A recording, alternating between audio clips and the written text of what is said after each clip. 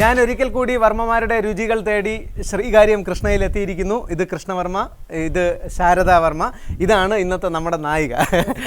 ഇപ്പോൾ രണ്ടുപേരും ഒരു അമേരിക്കൻ യാത്രയൊക്കെ കഴിഞ്ഞ് വന്നിരിക്കുകയാണ്. ആ സമയത്ത് തന്നെ ഞാൻ ക്ലിപ്പിട്ടിട്ടുണ്ട്. എങ്ങനെയുണ്ടായിരുന്നു മക്കളോടത്തുള്ള അമേരിക്കൻ പര്യടനം? അമേരിക്ക, കാനഡയൊക്കെ പോയിരുന്നു. കണ്ടു കാണേണ്ടതാണ്. ആ പിന്നെ സെപ്റ്റംബർ ഒക്ടോബർ ആകുമ്പോഴത്തേക്കും മരങ്ങളുടെ നിറമെല്ലാം മാറി പല കളറിൽ വരുന്നത് കാണേണ്ട കാഴ്ച. ഇല പൊഴിയുന്ന ശിശിരം അല്ലേ? പിന്നെ ഞങ്ങൾ ന്യൂയോർക്കിൽ ഡ്രൈവ് ചെയ്ത് 3 മണിക്കൂർ ഡ്രൈവ് ചെയ്ത് മോൺട്രിയലിൽ പോയി, കാനഡ. അത് കാണേണ്ട നല്ല സ്ഥലമാണ്. പഴയ ഒളിമ്പിക്സ് ഒക്കെ നടന്ന സ്ഥലം. പിന്നെ ഭൂമിയുടെ അടിയിൽ ഒരു 3000 കടകളുള്ള പിന്നെ വലിയ മോളുകൾ, ഷോപ്പിംഗ് മോളുണ്ട്. 3000 കടകൾ ഭൂമിയുടെ അടിയില്. മോളിൽ കൂടി കാറൊക്കെ പോയി ശബ്ദം കേൾക്കാം. അപ്പോഴൊക്കെ പേടിയൊന്നും ആകില്ല. ഗംഭീരമാണ്. കാണേണ്ട കാഴ്ച. ലിഫ്റ്റിൽ താഴേക്ക് പോകണം. ശരി, അവിടെ എത്തിക്കഴിഞ്ഞാൽ നമ്മൾ അറിയില്ല നമ്മൾ ഭൂമിയുടെ മോളിലാണോ ഭൂമിയുടെ താഴെയാണോ. അപ്പോൾ എന്തായാലും നമ്മൾ അടുക്കളയിലേക്ക് ഇടിച്ച് കയറാൻ പോവാണ്. ഇന്ന് വർമ്മമാരുടെ ചില സ്പെഷ്യൽ കറികൾ നമ്മളെ പഠിപ്പിക്കാന്ന് പറഞ്ഞിട്ടുണ്ട് അല്ലേ? 1.5 വർഷത്തെ ഗ്യാപ്പിന് ശേഷമാണ്. പണ്ട് നമുക്ക് ഉണ്ടാക്കി തന്ന ചേനക്കടിയാണ്. ഇന്ന് വേറെന്തെങ്കിലും കടിയായിരിക്കും ഉണ്ടാക്കി തരാൻ പോകുന്നത് അല്ലേ? പിന്നെ കറിയാണ്, സ്പെഷ്യൽ കറി ആണോ? നാടൻ കറി. അപ്പോൾ അടുക്കളയിലേക്ക് മാർച്ച് ചെയ്യാണ് 3 പേരും കൂടി. കേരളത്തിലെ പല കമ്മ്യൂണിറ്റീസിൻ്റെ ഇടയിൽ പോകുമ്പോഴും പല തരത്തിലുള്ള വിഭവങ്ങളാണ് നമുക്ക് ലഭിക്കാറ്. ഇന്ന് നമ്മൾ എത്തിയിരിക്കുന്ന വർമ്മമാരുടെ കിച്ചണിലാണ്. വർമ്മമാരുടെ കല്യാണ തലേ ദിവസം ഉണ്ടാക്കുന്ന 2 വെടിക്കെട്ട് വിഭവങ്ങൾ, അങ്ങനെ തന്നെ പറയാം. ഇതിൻ്റെ ഒരെണ്ണത്തിൻ്റെ പേര് വറുത്തരച്ച പുളിങ്കറി എന്നാണ്. അതെ. മറ്റേത് പിന്നെ പിറ്റേ ദിവസം കല്യാണത്തിൻ്റെ ദിവസത്തേക്ക് ഒരുപാട് നേന്ത്രക്കായ പൊളിക്കേണ്ടി വരും. അപ്പോൾ അത് പൊളിക്കുന്ന ആ തൊലി കൊണ്ട് ഒരു സ്പെഷ്യൽ തോരനും. ഇത് രണ്ടും കല്യാണത്തിന് തലേ ദിവസം ഉണ്ടാക്കാറുള്ള എല്ലാ കല്യാണം മിക്കവാറും കല്യാണം പുറന്നാളൊക്കെ വരുമ്പോൾ അത്താഴ സദ്യ എന്ന് പറയുന്നത്. അപ്പം അതിനുള്ള വിഭവങ്ങളാണിത്. സിമ്പിളായിട്ടുള്ള വിഭവം. അപ്പോൾ ഈ വർമ്മമാരുടെ വിഭവങ്ങൾ നമുക്ക് ഉണ്ടാക്കി തരുന്നത് ഒരു പാചകരത്നമാണ്. ഈ പാചകരത്നത്തിൻ്റെ പരീക്ഷണശാലയിലാണ് ഞാനിപ്പോൾ എത്തിയിരിക്കുന്നത്. ഓരോ ദിവസവും ഓരോ പരീക്ഷണങ്ങളാണ്. ഇതിനു മുമ്പ് ഒരിക്കൽ വന്നിട്ടുണ്ട് ഈ അടുക്കളയിൽ, ഈ പരീക്ഷണശാല. അതെ. ഇന്ന് നമ്മുടെ ഈ സ്പെഷ്യൽ ഈ വറുത്തരച്ച പുളിങ്കറി ഉണ്ടാക്കാനായിട്ട് നമ്മളൊരു കൽച്ചട്ടിയൊക്കെ സംഘടിപ്പിച്ചിട്ടുണ്ട് അല്ലേ? അതെ, കൽച്ചട്ടി. പഴയ കാലത്തൊക്കെ കൽച്ചട്ടിയില വെച്ചോണ്ടിരുന്നത്. ഇപ്പൊ ഗ്യാസ് പ്രത്യേകിച്ച് പുളിശ്ശേരി ഒക്കെ ഇതിനകത്ത് തന്നെ വെക്കാം. കാളൻ ഒക്കെ ഇതിനകത്ത് വെച്ചാലേ അതിന്റെ ഒരു പ്രത്യേക ടേസ്റ്റ് ഉണ്ട്. ഇതിന് വേറൊരു ഗുണം കൂടിയുണ്ട്.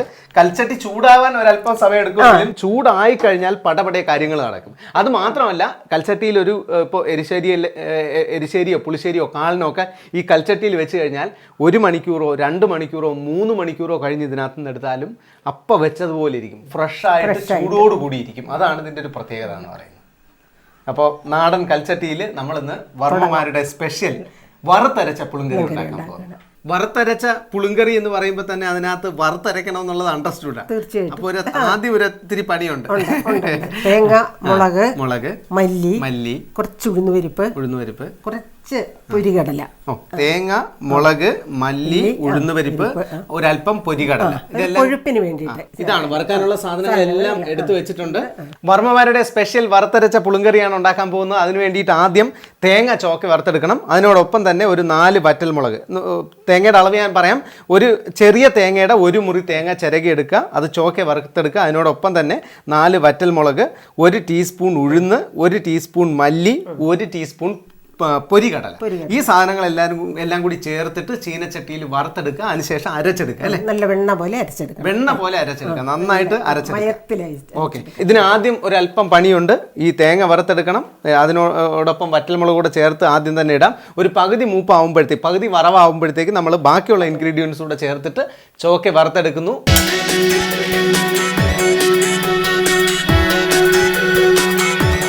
കൽച്ചട്ടി വെച്ച് അതിനകത്ത് വെള്ളം ഒഴിച്ച് ഒരല്പം ഒരു 1.5 ഗ്ലാസ് 2 ഗ്ലാസോളം ഉണ്ടാവും അല്ലേ? ഒരു 2 ഗ്ലാസ് വെള്ളം വെച്ചിട്ടുണ്ട്. കൽച്ചട്ടി ചൂടാവണമെങ്കിൽ ഒരല്പം സമയം എടുക്കും. പക്ഷേ ചൂടായി കിട്ടിക്കഴിഞ്ഞാൽ നമ്മൾ ഉണ്ടാക്കുന്ന കറി പെട്ടെന്ന് റെഡിയാവും. അതെ. അത് മാത്രമല്ല, നമ്മൾ തേങ്ങ വറുത്തരച്ച് തേങ്ങ, വറ്റൽമുളക്, പിന്നെ മല്ലി, പിന്നെ ഉഴുന്നുപരിപ്പ്, പൊരികടല, ഇത്രയും സാധനങ്ങൾ ചുവക്കെ വറുത്തിട്ട് നമ്മൾ അരച്ചെടുത്തിട്ടുണ്ട്. അരച്ചെടുക്കുന്നത് വെണ്ണ പോലെ അരച്ചെടുക്കണമെന്നാണ്. അതിപ്പോൾ അരപ്പ് റെഡിയാണ്. കൽച്ചട്ടിയിൽ വെള്ളം ചൂടാവാനും തുടങ്ങി. ഇനി എന്തൊക്കെയാണ് ഇതിനകത്ത് ഇടുന്ന കഷ്ണങ്ങൾ? ചേമ്പ്, മുരിങ്ങക്ക, വെള്ളരിക്ക, പടവലങ്ങ, പിന്നെ ഉരുളക്കിഴങ്ങൊക്കെ ഇടാം വേണമെങ്കിൽ. ഇന്നിപ്പോ ഇത്ര ഇൻഗ്രീഡിയൻസ് എടുത്തിട്ടുള്ളൂ. വറുത്തരച്ച പുളിങ്കറിയിൽ കഷ്ണങ്ങളൊക്കെ നിങ്ങളുടെ ഓപ്ഷൻ ആണ് അല്ലേ? എന്ത് കഷ്ണങ്ങൾ വേണമെങ്കിലും എല്ലാ കഷ്ണങ്ങളും ഇടാം. ഇന്നിവിടെ എടുത്തിരിക്കുന്നത് ചേമ്പ്, മുരിങ്ങക്ക, വെള്ളരിക്ക, പടവലങ്ങ ഇത്രയാണ് എടുത്തിരിക്കുന്നത്. ഇതിനകത്ത് ഏതെങ്കിലും ആദ്യം ഇടാനും രണ്ടാമത് ഇടാനും ഒക്കെ ഉണ്ടോ? ചേമ്പ് വലിയ ചേമ്പായതുകൊണ്ട് പെട്ടെന്ന് വേകും. അപ്പൊ ഇത് വേണമെങ്കിൽ ഇട്ടൊന്ന് തിളച്ചതിന് ശേഷം ഇടാം. ചേമ്പിടാം. ആദ്യം വെള്ളരിക്ക മുരിങ്ങയൊക്കെ ഇട്ടു, കഴിഞ്ഞ് പടവലങ്ങ. അപ്പോൾ ഇതിനകത്ത് ഇട്ടിട്ടുള്ളത് വെള്ളരിക്ക, മുരിങ്ങക്ക, പടവലങ്ങ. ഇതിന് ഒരു അല്പം വേവ് കൂടുതലുള്ളതുകൊണ്ട് ചേമ്പ് ഇതൊന്ന് തിളച്ചതിന് ശേഷം മാത്രം ഇട്ടാൽ മതി. ഇനി നമുക്ക് ഇതിനകത്ത് മുളക് പൊടിയും ഉപ്പും മഞ്ഞപ്പൊടിയൊക്കെ ഇടാമല്ലോ.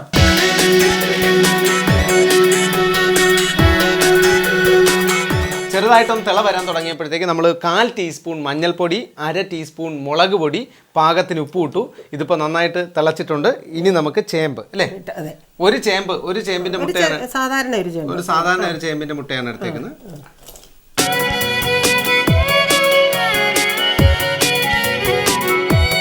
അപ്പോൾ നമ്മൾ കഷ്ണങ്ങൾ ചേർത്ത് കഴിഞ്ഞു. ഇതിനകത്ത് പൊടികളും ചേർത്ത് കഴിഞ്ഞു. ഒരു 1/4 ടീസ്പൂൺ മഞ്ഞൾപ്പൊടിയും ചേർത്തു, 1/2 ടീസ്പൂൺ മുളക് പൊടിയും ചേർത്തു, പാകത്തിന് ഉപ്പും ചേർത്തു. ഇതിപ്പോൾ നന്നായിട്ട് തിളയ്ക്കാൻ തുടങ്ങി. ഇനി ഈ കഷ്ണങ്ങൾ വെന്ത് കഴിഞ്ഞതിന് ശേഷം മാത്രമേ പുളി പിഴിഞ്ഞൊഴിക്കാൻ പാടുള്ളൂ. ഒരു നെല്ലിക്ക വലിപ്പത്തിൽ പുളി എടുത്ത് വെള്ളത്തിൽ കുതിർത്തിട്ട് പിഴിഞ്ഞൊഴിക്കാം. അപ്പോൾ ഒരു നെല്ലിക്ക വലിപ്പത്തിൽ പുളി എടുക്കുക. ഇതിപ്പോൾ പിന്നെ വളരെ കുറച്ച് കഷ്ണങ്ങളാണ് ഇട്ടത്. അതുകൊണ്ട് ഒരു നെല്ലിക്ക വലിപ്പത്തിൽ പുളി എടുത്തതിന് ശേഷം വെള്ളത്തിൽ കുറച്ച് സമയം മുക്കി വെച്ചതിന് ശേഷം അത് ഒന്ന് പിഴിഞ്ഞൊഴിക്കാം. അത്രയായി കഴിഞ്ഞാൽ വറുത്തരച്ച പുളിങ്കറി സിമ്പിളാ. ശരി. പിന്നെ ലാസ്റ്റ് ഒരു ചെറിയ പൊടിക്കൈ ഉണ്ട് കേട്ടോ. എന്താണ്? ഇത്തിരി ശർക്കര ഇടണം, ഒത്തിരി വെല്ലം ചേർക്കണം. അതാണ് ഇതിന്റെ സ്വാദ് കൂട്ടുന്ന സാധനം. അത് എനിക്ക് തോന്നും വർമ്മമാരുടെ മിക്കവാറും സാധനങ്ങൾ സാമ്പാർ ഉണ്ടാക്കിയാലിട്ടും ഒരിത്തിരി ശർക്കര ഇടും. അപ്പൊ ഈ ശർക്കര എപ്പോഴും വീട്ടിൽ സ്റ്റോക്ക് ഉണ്ടാവും.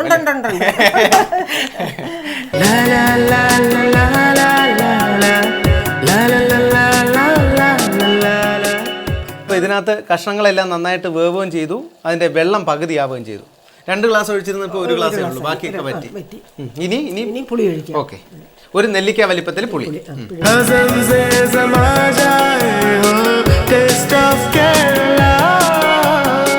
പുളിങ്കറിയുടെ മണം വരുന്നുണ്ട്. ഇനി ഇതെടുത്തിട്ട് വറുത്തരച്ച മസാലയും കൂടി ചേർത്ത് കഴിഞ്ഞാൽ വറുത്തരച്ച പുളിങ്കറിയായി.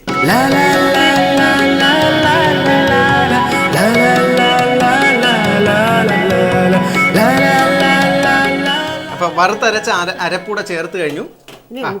ഇപ്പൊ വേറൊരു മണം വരുന്നുണ്ട് കേട്ടോ. ഇപ്പൊ വറുത്തരച്ച പുളിങ്കറിയുടെ മണമായിട്ടുണ്ട്.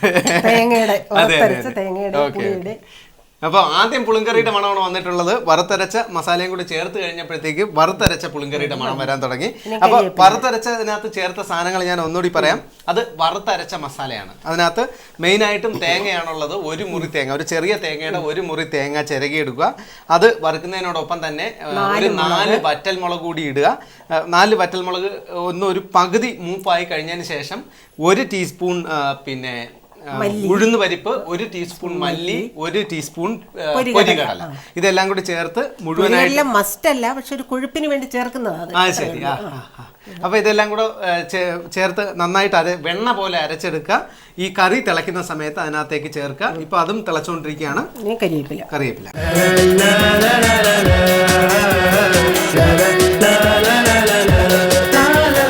കറിവേപ്പില ഇട്ട് കഴിഞ്ഞപ്പോഴത്തേക്ക് വറുത്തരച്ച പുളിങ്കറി റെഡിയായി എന്ന് ഞാൻ സന്തോഷിച്ചിരിക്കുമ്പോൾ വേറൊരു സാധനമായിട്ട് വരുന്നു. ഇത് എല്ലാ വർമ്മമാരുടെ എന്ത് ഡിഷ് എടുത്താലും അതിനകത്ത് അല്പം ഒരു മേമ്പൊടിക്ക് ഒരു ഇച്ചിരി ഒരു മധുരം അല്ലേ, ഒരു ടേസ്റ്റിന് വേണ്ടിയിട്ട് ഒരു ചെറിയ പൊടിക്കൈയാണ്. ലാസ്റ്റ് ഒരു ഇത്തിരി ശർക്കര അതിനകത്തേക്ക് ഇട്ടാൽ മതി. ഇനി ടേസ്റ്റ് ചെയ്യുന്നതിന് മുമ്പായിട്ട് നമ്മൾ കടുക് വറുത്ത് ഇതിന്റെ മുകളിൽ താളിച്ച് കഴിഞ്ഞാൽ വെള്ളമൊക്കെ പാകം കണ്ടോ. അതെ, ഇങ്ങനെ കൊതിപ്പിക്കരുത്. ഓക്കെ, ഇനി കടുക് താളിച്ച് കഴിഞ്ഞാൽ നമുക്കിത് ടേസ്റ്റ് ചെയ്ത് നോക്കാം.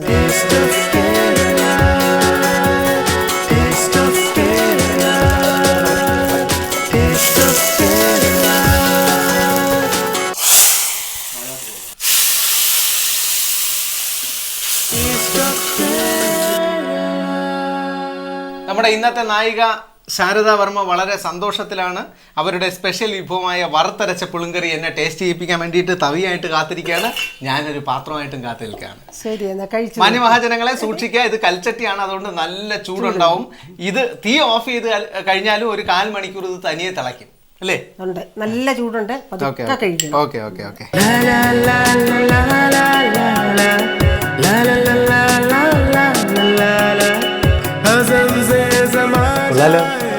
അടിപൊളി.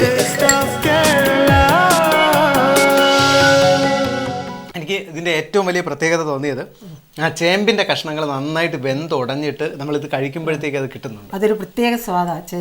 അതാണ് ഇതിന്റെ ഹൈലൈറ്റ്. പക്ഷെ വായിൽ വെക്കുമ്പോഴത്തേക്ക് ഒരു മണം വരുന്നത് മുരിങ്ങക്കായുടെ മണം. പക്ഷെ അതിന്റെ അതേസമയത്ത് തേങ്ങ അരച്ചതിന്റെയും വറുത്തരച്ചതിന്റെയും മണമുണ്ട്. പിന്നെ എനിക്ക് തോന്നുന്നു ആ കുത്തില്ലാതിരിക്കുന്ന ശർക്കര ഇട്ടതിന്റെ ഒരു തരി ശർക്കര കൂടുതലില്ലല്ലോ. ഒന്നുമില്ല, നന്നായിട്ടുണ്ട്.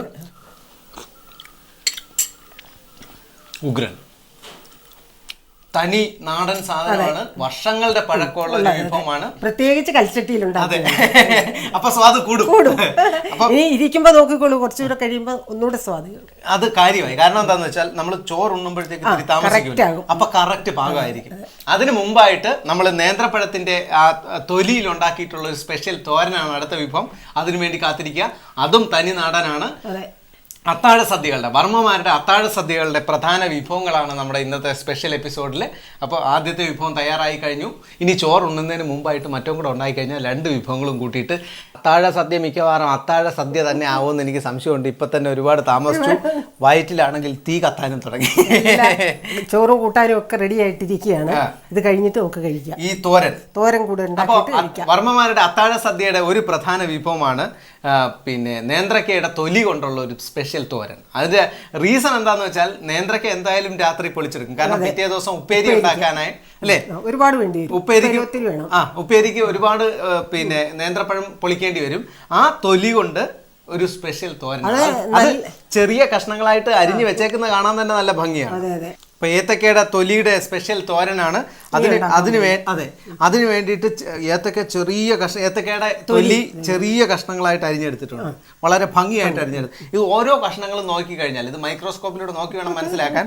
ഓരോ കഷ്ണങ്ങളും നോക്കിക്കഴിഞ്ഞാൽ അത് കറക്റ്റ് അളവിനാണ് കട്ട് ചെയ്തേക്കുന്നത്.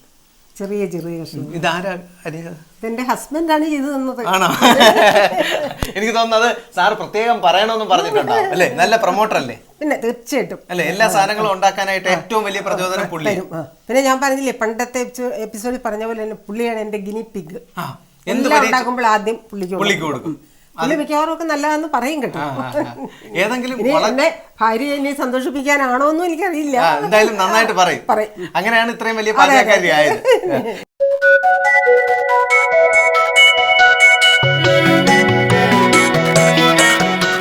ഇതിപ്പോ 2 ഏത്തക്കയുടെ തൊലി എടുത്തിരിക്കുന്നത്.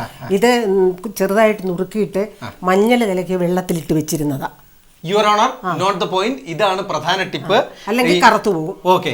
നേന്ത്രക്കായുടെ തൊലി ചെറിയ കഷ്ണങ്ങളായിട്ട് മുറിച്ചെടുത്ത ഉടനെ തന്നെ മഞ്ഞൾപ്പൊടി കലക്കി വെള്ളത്തിൽ ഇട്ട് വെച്ചില്ലെങ്കിൽ കറുത്തു പോകും. കാരണം ഇതിനകത്ത് അയൺ കണ്ടന്റ് കൂടുതലുള്ള വളരെ വിറ്റാമിനുകളൊക്കെ ഇതിനകത്ത് സാധനമാണ്. അതെ, അത് മാത്രമല്ല ഡിസ്ക്രീഷനും നല്ലതാണെന്ന് പറയും.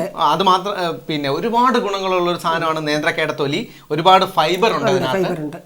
അപ്പോൾ 2 നേന്ത്രക്കായുടെ തൊലിയാണ് ചെറിയ കഷ്ണങ്ങളായിട്ട് അരിഞ്ഞെടുത്തിരിക്കുന്നത്. അത് കറുത്തുപോകാതിരിക്കാനായിട്ട് മഞ്ഞൾപ്പൊടി കലക്കിയ വെള്ളത്തിലാണ് അത് ഇട്ട് വെക്കുന്നത്. ഉടനെ തന്നെ ഒരു 1/4 ടീസ്പൂൺ മഞ്ഞൾപ്പൊടി ഇതിനകത്തേക്ക് ഇടുകയും വേണം.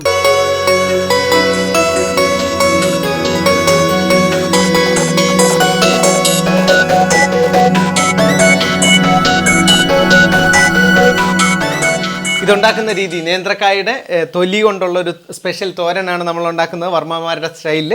അതിന് വേണ്ടിയിട്ട് ആദ്യം നമ്മൾ ചീനച്ചട്ടി വെച്ചു. അതിനകത്തേക്ക് 1.5 ഗ്ലാസ് വെള്ളം ഒഴിച്ചു. 2 നേന്ത്രക്കായുടെ തൊലി ചെറിയ കഷ്ണങ്ങളായിട്ട് നുറുക്കിയെടുത്ത് അത് കറുത്തു പോകാതിരിക്കാനായിട്ട് അപ്പം തന്നെ മഞ്ഞൾപ്പൊടി കലക്കി വെള്ളത്തിലാണ് ഇട്ട് വെക്കുന്നത്. എന്തായാലും ഒരു 10 മിനിറ്റ് അത് ഇട്ട് വെക്കണമല്ലോ. അപ്പോൾ ആ സമയം അല്ലെങ്കിൽ കറുത്തു പോവും. അതിന് വേണ്ടിയിട്ടാണ് ആ ടിപ്പ്. അതിനുശേഷം ഇതിനകത്തേക്ക് ഇടുക. ഉടൻ തന്നെ നമ്മളൊരു 1/4 ടീസ്പൂൺ മഞ്ഞൾപ്പൊടി ഇടുക, 1/2 ടീസ്പൂൺ മുളക് പൊടി ഇടുക, പാകത്തിന് ഉപ്പിടുക. ഇത് അടച്ചു വെച്ച് വേവിക്കുക. ഒരു 15 മിനിറ്റ് കഴിയുമ്പോഴത്തേക്ക് ഇത് വെന്തിരിക്കും. അത് മാത്രമല്ല വെള്ളമൊക്കെ കുറച്ചുകൂടെ കുറഞ്ഞു വരികയും ചെയ്യും. ഇനി ഇതിനകത്ത് തേങ്ങയും ജീരകവും പച്ചമുളകും കൂടെ സാധാരണ തോരന് ചതച്ചിരുന്ന പോലെ ചെറുതായിട്ടൊന്ന് ചതച്ച് ഇതിനകത്തേക്ക് ചേർക്കണം. ഒരു ചെറിയ തേങ്ങയുടെ ഒരു മുറി തേങ്ങ, ഒരു 1/4 ടീസ്പൂൺ ജീരകം, 2 പച്ചമുളക്. ഇതിനകത്ത് വേറൊരു ഇൻഗ്രീഡിയന്റ് കൂടിയുണ്ട്. അത് പുഴുങ്ങിയെടുത്ത പയറാണ്. ഇതിനകത്ത് ഉപ്പ് ഒന്നുമില്ല. ഒരു 1/4 കപ്പ് പയറ് വെറുതെ പുഴുങ്ങിയെടുത്തു. ഒരു 1/4 കപ്പ് പയറ് വെറുതെ പുഴുങ്ങിയെടുത്താണ് ഇതുകൂടി ഇതിന്റെ ഈ തോരന്റെ കൂടെ ചേർക്കുമ്പോഴാണ് അതിന്റെ ടേസ്റ്റ് വരുന്നതെന്നാണ് പറഞ്ഞത്. അതെ, അത് വെള്ളം വെറ്റാറാകുമ്പോഴത്തേക്ക് അതിടാം.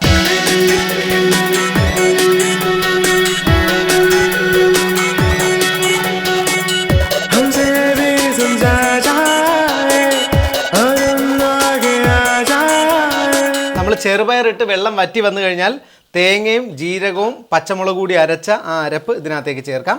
അത് അരയ്ക്കണമെന്നില്ല, ചെറുതായിട്ടൊന്ന് ചതച്ചെടുത്തു കഴിഞ്ഞാൽ. അപ്പോൾ ഒരു സ്പെഷ്യൽ തോരനാണ്. ഇനി കരിവേപ്പിലയും കുറച്ച്. ആയോ? അല്ല, ഇനി കടുക് വറുത്തിടണം. ഓക്കെ, കറിവേപ്പിലയും വെളിച്ചെണ്ണ ഒഴിക്കണം കുറച്ച്, പച്ച വെളിച്ചെണ്ണ.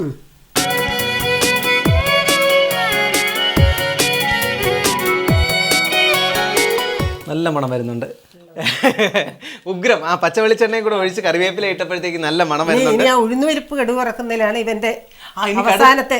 കടുക് വറക്കുന്നതിൽ ഉഴുന്നുപരിപ്പാണ്. ഇതിന്റെ സ്വാദ് മുഴുവൻ വരുന്നേ അതിലാ. അതിന്റെ മണം ഇപ്പൊ നോക്കുള്ളൂ, കൊതിപ്പിക്കും. ഇതെല്ലാം കൂടി പറഞ്ഞു കൊതിപ്പിക്കും. കടുക് താളിക്കുന്നതിൽ മെയിൻ ഇൻഗ്രീഡിയന്റ് എന്ന് പറയുന്നത് ഉഴുന്നുപരിപ്പാണ്.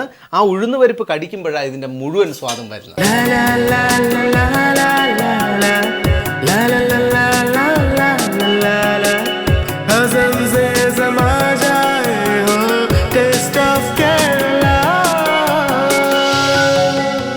ഏത്തക്കാത്തൊലി തോരനും റെഡിയാണ്. നമ്മൾ നേരത്തെ ഉണ്ടാക്കിയ കൽച്ചട്ടിയിൽ ഉണ്ടാക്കി വെച്ച വറുത്തരച്ച പുളുങ്കറിയും റെഡിയാണ്. അതുകൊണ്ട് നമുക്ക് അത്താഴ സദ്യ ഇപ്പോൾ ഉച്ചയ്ക്ക് തന്നെ. അതെ, അപ്പൊ ഇതൊന്ന് ടേസ്റ്റ് ചെയ്ത് നോക്കിയിട്ട് നമ്മൾ ഉച്ചയ്ക്ക് അത്താഴ സദ്യ കഴിക്കാൻ പോവാണ്.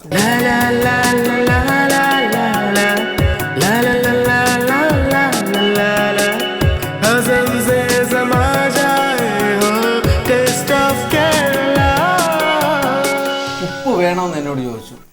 ഉപ്പൊന്നും വേണ്ട, എല്ലാം കഴിക്കുന്ന സമയത്ത് ഇത് ഒരുപാട് തന്നാ മതി.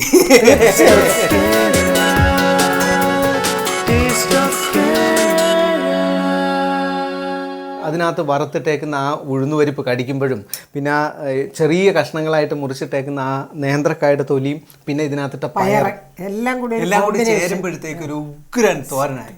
നല്ല ടേസ്റ്റ്. അപ്പോൾ സാർ അവിടെ നിന്ന് പറയുന്നു ഇത് അരിഞ്ഞു തന്ന ആളുടെ കരവിരുത് കൂടിയാണെന്ന്. തീർച്ചയായിട്ടും സാർ നമ്മൾ സമ്മതിച്ചു. എന്തായാലും ഗംഭീര ടേസ്റ്റ് ആയിട്ടുണ്ട്. അത് ഇവിടത്തെ കരവിരുതാണോ അതോ അവിടുത്തെ കരവിരുതാണോ അതോ അവിടുത്തെ കരവിരുതാണോ, എല്ലാം ഒന്ന് തന്നെ. എന്തായാലും ഗംഭീര ടേസ്റ്റ് ആണ്, ഇടിവെട്ട് ടേസ്റ്റ് ആണ്. ആൾക്കാരെ എന്നെ കളിയാക്കുന്നത് പോലെ ജഡരാഗ്നിയാണെന്ന് കളിയാക്കാറുണ്ട്. അതുപോലെ ഉള്ളിൽ നിന്നൊരു അഗ്നി ഇങ്ങനെ കത്തിപ്പടർന്ന് മുകളിലേക്ക് വരാൻ തുടങ്ങിയിട്ടുണ്ട്. ടേസ്റ്റ് ചെയ്ത് കഴിഞ്ഞപ്പോഴത്തേക്ക് അത് കൂടി. ഇനി എന്തായാലും അത്താഴ സദ്യ കഴിച്ചേ പറ്റുള്ളൂ. ഇന്ന് ഉച്ചയ്ക്ക് അത്താഴ സദ്യ നമുക്ക് എല്ലാവർക്കും കൂടെ പോയിരുന്ന് അത്താഴ സദ്യ കഴിക്കാം.